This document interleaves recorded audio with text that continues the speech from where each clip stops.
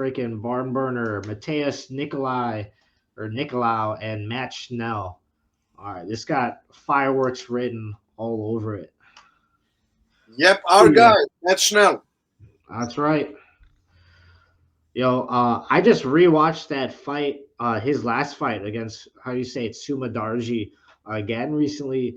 Yo, that shit was crazy. I know I was rooting for my Asian Sumadarji, and he was freaking piecing Schnell up. There were so many times it looked like he was gonna TKO Schnell, and just out of like nowhere, Schnell catches him, and he's ready to finish it. You know, like he never gave up on himself, and that's very impressive.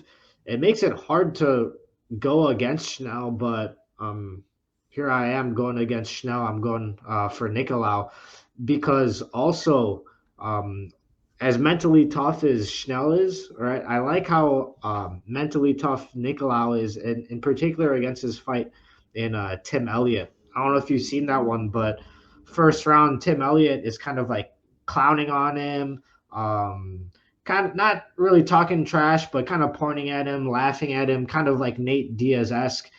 And you would think like, all right, after that round, he's just gonna walk away with it. But Nicolau, finds a way to just like not let Elliott get in his head and just kind of take it to him with his skills, and none of that trash talk got to him.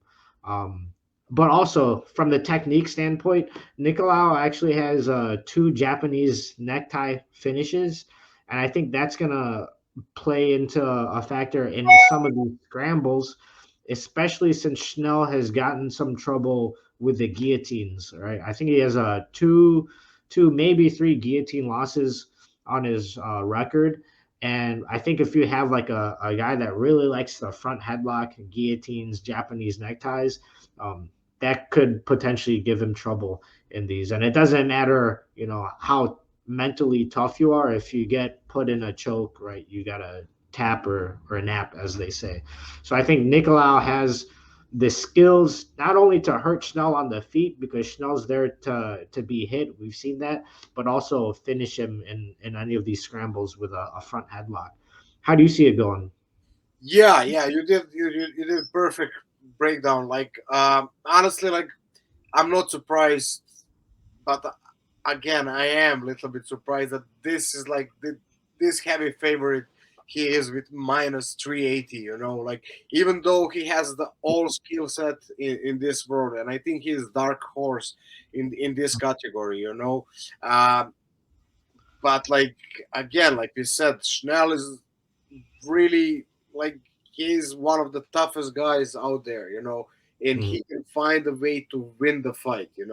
I think like even before I was looking the odds, I was like for Mateus like 100%, like even though like I said, Schnell is our guy, especially after the last fight, you know, but he has such amazing boxing, like he has a power in that left hook, he's really nicely mixing body, head, finding the angles, everything. And then when it comes to grappling, like he's really like a deadly, like so I think he has more weapons, more skill set to win this fight. But again, like we saw again, Schnell is not giving up. He's going till the end. He will try to win that fight any way possible, but that's like most of the time he's gonna rely on those submissions, Mhm. and he's beaten up completely. Like that's his MO, and that's also where openings are gonna create, especially if he gets hurt, if he tries to go for submission. That's something again that Mateus can use against him, So I see Mateus winning this fight, but like again, minus 310 or whatever it is. Yeah, is it 310 or 320? 380. Yeah, even worse. Yeah, I wouldn't do this one. I would go.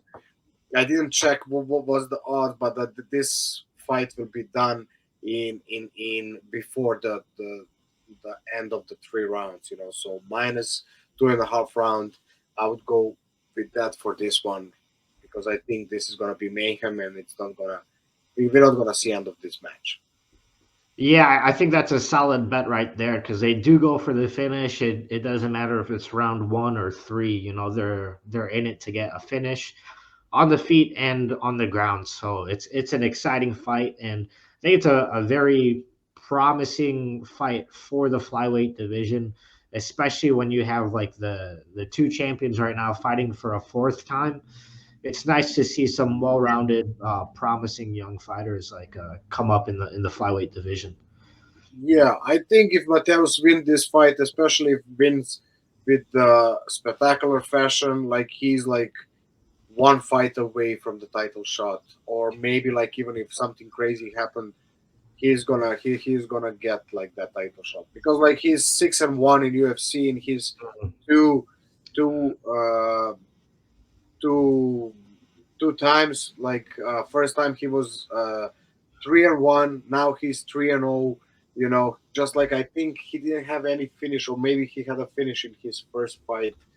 Mhm. No, he's basically since he came back like split decision, uh, unanimous decision. Like he needs a finish, like to put his name out there. And I think like against the Schnell and his style, this is his best opportunity, like to do so. So I can see this fight and in less maybe even than 2 rounds. Yeah.